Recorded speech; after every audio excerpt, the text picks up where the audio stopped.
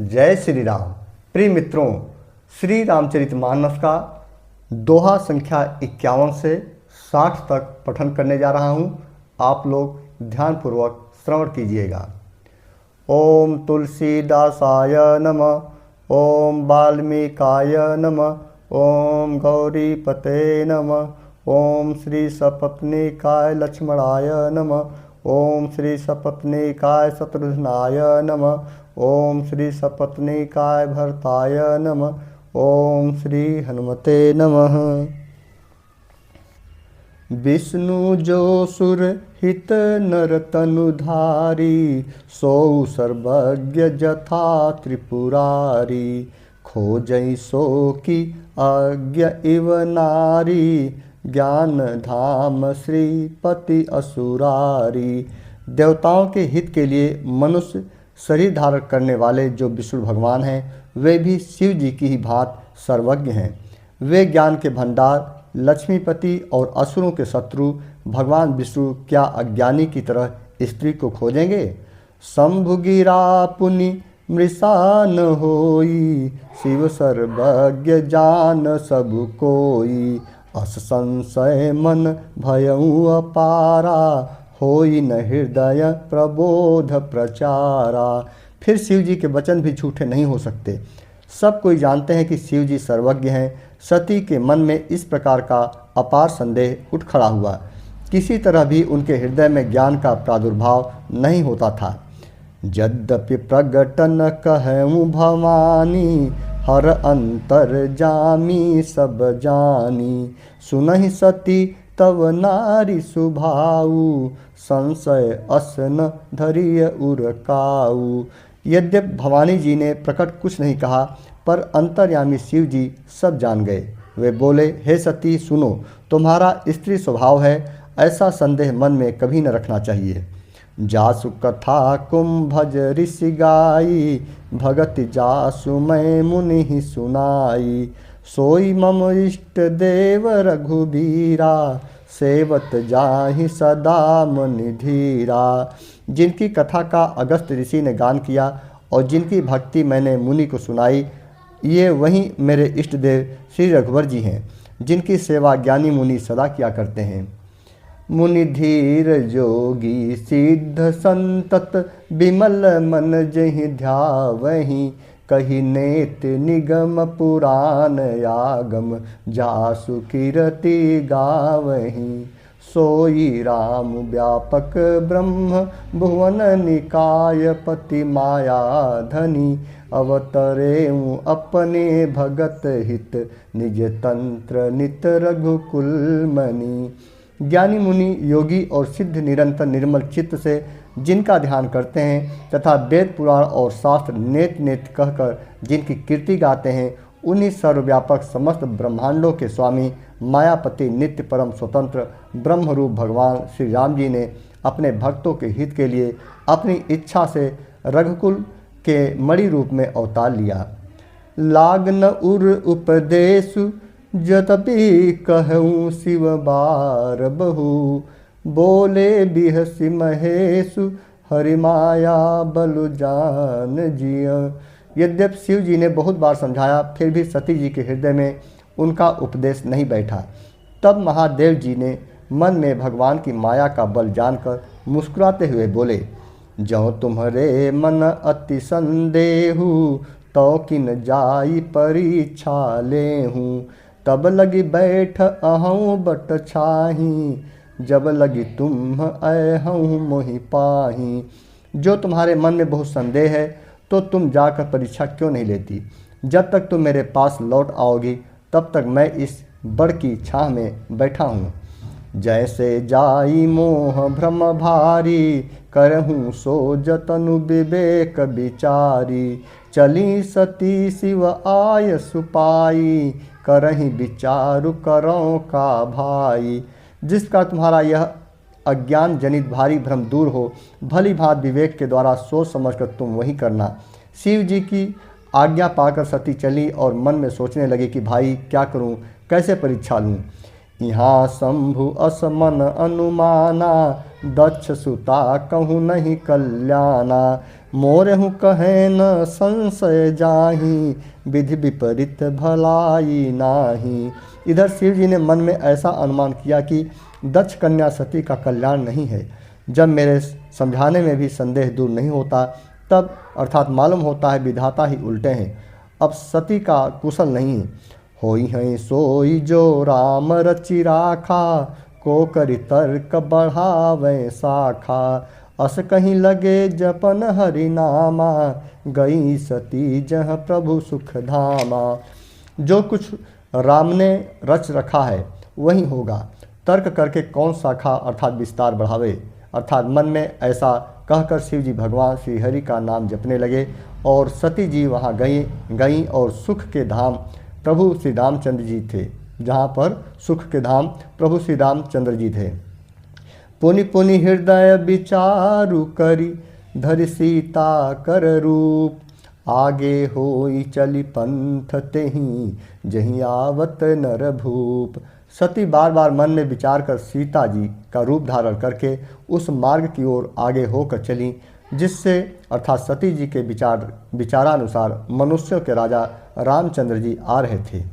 लक्ष्मण दीख उमा कृत बेसा, चकित भये भ्रम हृदय विशेषा, कही न सकत कछु अति गंभीरा, प्रभु प्रभाव जानत मति धीरा। सती जी की बनावटी वेश को देखकर लक्ष्मण जी चकित हो गए और उनके हृदय में बड़ा भ्रम हो गया। वे बहुत गंभीर हो गए, कुछ कह नहीं सके। धीर बुद्धि लक्ष्मण प्रभु रघुनाथ जी के प्रभाव को जानते थे। सती कपट जाने सुर स्वामी, सब दरसी सब अंतर जामी, सुमिरत जाहि मिटई अज्ञाना, सोई सर्वज्ञ राम भगवाना। सब कुछ देखने वाले और सबके हृदय की जानने वाले देवताओं के स्वामी श्री रामचंद्र जी सती के कपट को जान गए।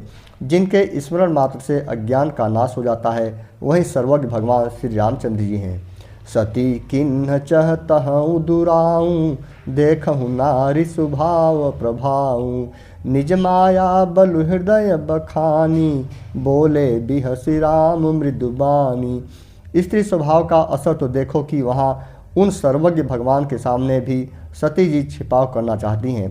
अपनी माया के बल को हृदय में बखान कर श्री रामचंद्र जी हंसकर कोमल वाणी से बोली, जोरी जोरी पानी प्रभु किन्ह प्रणामू, पिता समेत लिन्ह निज नामू, कहूँ बहोरी कहाँ वृष केतु, विपिन अकेली फिरहूँ केहि हेतु। पहले प्रभु ने हाथ जोड़कर सती को प्रणाम किया और पिता सहित अपना नाम बताया। फिर कहा, वृषकेत शिव जी कहाँ हैं? आप यहाँ वन में अकेली किस लिए फिर रही हैं? राम बचन मृदु गुढ़ सुनी, उपजा अति संकोच, सती सभीत महेश पही, चली हृदय बड़ सोच। श्री रामचंद्र जी के कोमल और रहस्य भरे वचन सुनकर सती जी को बड़ा संकोच हुआ। वे डरती हुई अर्थात चुपचाप शिव जी के पास चलीं। उनके हृदय में बड़ी चिंता हो गई। मैं शंकर कर कहा न माना, निज अज्ञानु राम पर आना, जाई उतरु अब देहूँ कहाँ, उर उपजा अति दारुण दाहा। कि मैंने शंकर जी का कहना न माना और अपने अज्ञान का श्री रामचंद्र जी पर आरोप किया। अब जाकर मैं शिव जी को क्यों उत्तर दूंगी। अर्थात यूँ सोचते सोचते सती जी के हृदय में अत्यंत भयानक जलन पैदा हो गई। जाना राम सती दुख पावा, निज प्रभाव कछु प्रगट जनावा, सती दीख कौतुक मग जाना, आगे राम सहित श्री भ्राता। श्री रामचंद्र जी ने जान लिया कि सती जी को दुख हुआ, तब उन्होंने अपना कुछ प्रभाव प्रकट करके उन्हें दिखलाया। तो सती जी ने मार्ग में जाते हुए यह कौतुक देखा कि श्री रामचंद्र जी सीता जी और लक्ष्मण सहित आगे चले जा रहे हैं। अर्थात इस अवसर पर सीता जी को इसलिए दिखाया कि सती जी श्री राम के सच्चिदानंदमय रूप को देखें, वियोग और दुख की कल्पना जो उन्हें हुई थी वह दूर हो जाए तथा वे प्रकृतिस्थ हों। फिर चितवा पाछे प्रभु देखा, सहित बंधु सिय सुंदर बेसा, जह चित वहीं तह प्रभु आसीना, से वहीं सिद्ध मुनीस प्रवीणा। तब उन्होंने पीछे की ओर फिर कर देखा तो वहाँ भी भाई लक्ष्मण जी और सीता जी के साथ श्री रामचंद्र जी सुंदर वेश में दिखाई दिए। वे जिधर देखती हैं उधर ही प्रभु श्री रामचंद्र जी विराजमान हैं और सुचतुर सिद्ध मुनीश्वर उनकी सेवा कर रहे हैं। देखे शिव विधि विष्णु अनेका, अमित प्रभाव एक ते एका, बंदत चरण करत प्रभु सेवा, विविध वेश देखे सब देवा।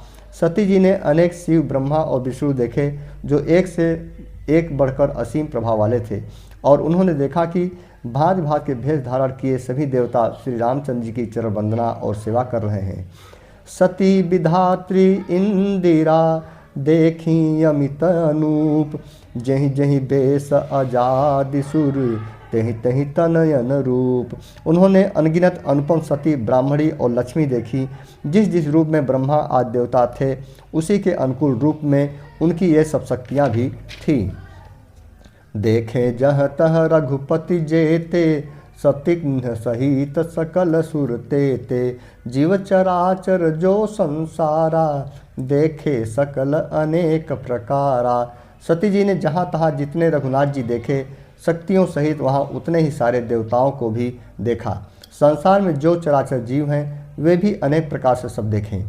पूजहि प्रभु ही देव बहु बेसा, राम रूप दूसर नहीं देखा, अवलोके रघुपति बहु तेरे, सीता सहित न भेष घनेरे। उन्होंने देखा कि अनेकों वेश धारण करके देवता प्रभु श्री रामचंद्र जी की पूजा कर रहे हैं, परंतु श्री रामचंद्र जी का दूसरा रूप कहीं नहीं दिखा। सीता सहित श्री रघुनाथ जी बहुत से देखे, परंतु उनके वेश अनेक नहीं थे। सोई रघुबर सोई लक्ष्मण सीता, देख सती अति भई सभीता, हृदय कंपतन सुधि कछु नाही, नयन मूदि बैठी मगमाही। सब जगह वही रघुनाथ जी, वही लक्ष्मण और वही सीता जी। सती ऐसा देखकर बहुत ही डर गईं। उनका हृदय कांपने लगा और देह की सारी सुध बुध जाती रही। वे आँख मूंद कर मार्ग में बैठ गईं। बहुर बिलो क्यों नयन उघारी, कछु न दिखतह दक्ष कुमारी, पुनि पुनि नाई राम पद सीसा, चली तहाँ जह रहे गिरीसा। फिर आँख खोलकर देखा तो वहाँ दक्ष कुमारी अर्थात सती जी को कुछ भी नहीं दिख पड़ा।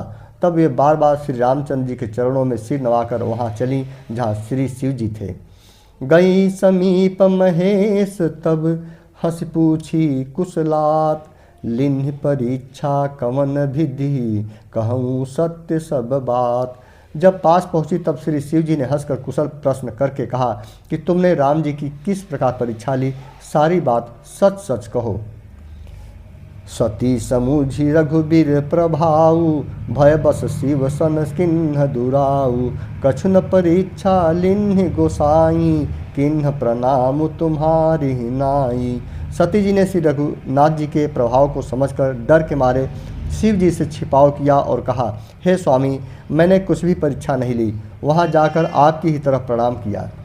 जो तुम कहा सो मृषा न होई, मोरे मन प्रतीत अति सोई, तब शंकर देखऊं धरि ध्याना, सती जो किन्ह चरित सब जाना।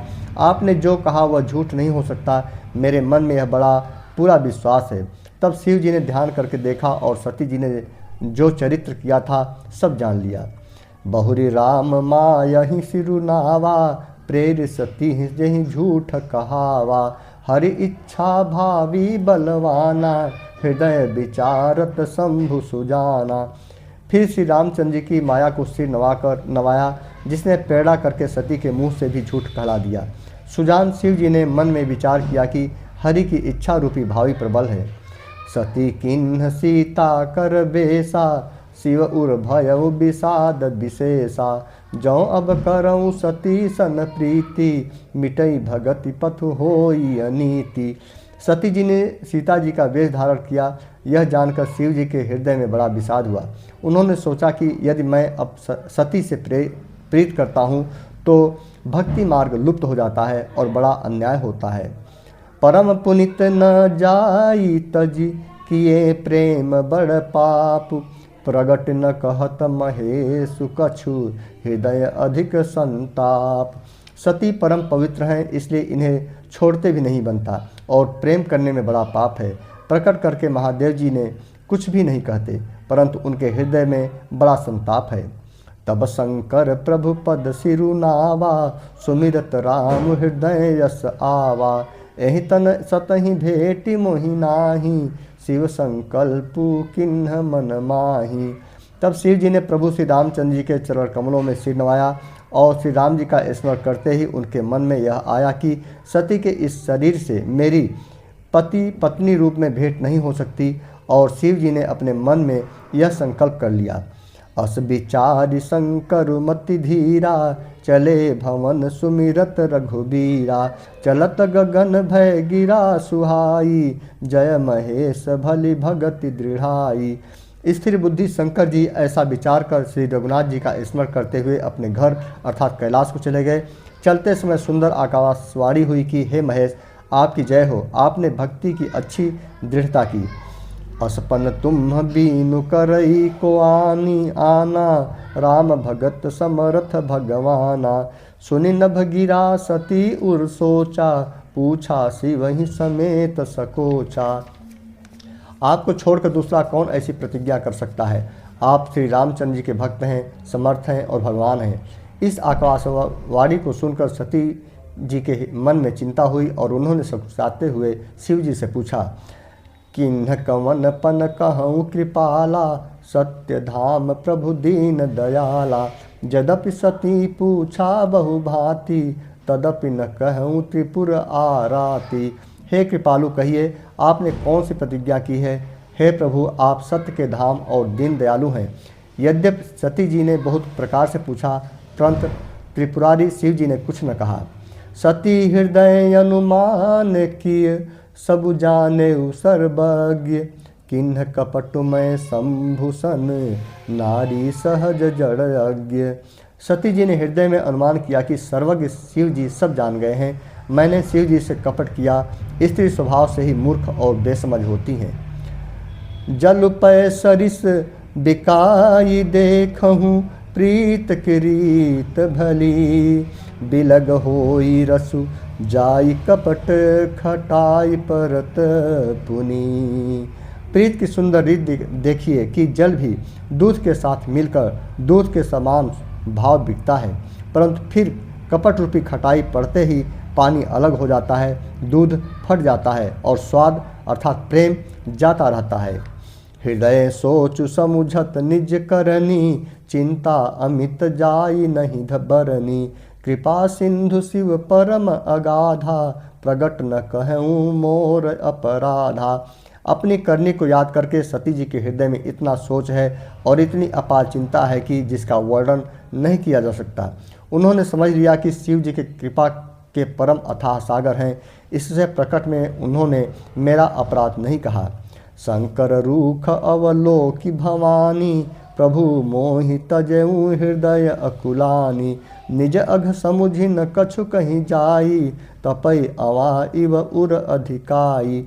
शिव जी का रुख देखकर सती जी ने जान लिया कि स्वामी ने मेरा त्याग कर दिया और वे हृदय में व्याकुल हो उठी। अपना पाप समझकर कुछ कहते नहीं बनता, परंतु हृदय भीतर ही भीतर कुम्हार के आँव के समान अत्यंत जलने लगा। सती ससोच जान वृष केतु, कहीं कथा सुंदर सुख हेतु। बरनत पंथ विविध इतिहासा, विश्वनाथ पहुँचे कैलासा। वृष के शिव जी ने सती को चिंतायुक्त जानकर उन्हें सुख देने के लिए सुंदर कथाएं कहीं। इस प्रकार मार्ग में विविध प्रकार के इतिहासों को कहते हुए विश्वनाथ कैलाश जा पहुँचे। तह पुनि शंभु समुझिपन आपन, बैठे बट तर करि कमलासन। शंकर सहज स्वरूपु संहारा, लागी समाधि अखंड अपारा। वहाँ फिर शिव जी अपनी प्रतिज्ञा को याद करके बढ़ के पेड़ के नीचे पद्यासन लगाकर बैठ गए। शिव जी ने अपना स्वाभाविक रूप संभाला, उनकी अखंड और अपार समाधि लग गई।